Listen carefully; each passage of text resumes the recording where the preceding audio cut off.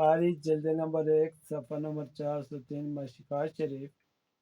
عن عائشہ ام المؤمنین رضی اللہ تعالی عنہ قالت استاذنت النبی صلی اللہ علیہ وسلم فی الجہاد فقال جہاد الکن الحج. ام المؤمنین حضرت عائشہ رضی اللہ عنہ فرماتی ہے کہ میں نے آپ صلی اللہ علیہ وسلم سے جہاد میں جانے کی اجازت چاہی تو آپ نے فرمایا کہ تم عورتوں کا جہاد حج ہی ہے. عن عائشہ ام المؤمنین عن النبی صلی اللہ علیہ وسلم سألوا نساء عن الجہاد فقال نعم الجہاد الحج.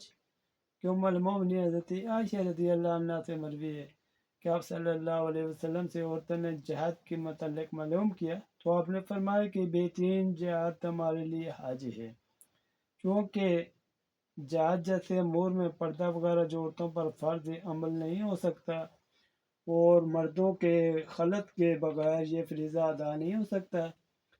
مزید عورتوں میں قوت، شجاعت اور ہمت بھی نہیں، اسی وجہ سے شریعت نے جہاد ان سے اٹھا دیا. اب چونکہ جہاد کے ثواب سے یہ محروم ہو گئی اس لیے شریعت نے ان کا بدل حج قرار دیا ہے. ماخوذ الفتح الباری. مزید جانب بھی اشارہ ہے کہ عورتوں کو غیر لازم ہے، سفر اور باہر پھرنا ممنوع ہے. سے سفر حج ایک مشروع سفر ہے. اسی وجہ سے دوسری حدیث میں ہے کہ حج کے بعد گھر کے قرار کو لازم پکڑ لے. آپ کی پیاری بیویوں نے اسی پر عمل کیا.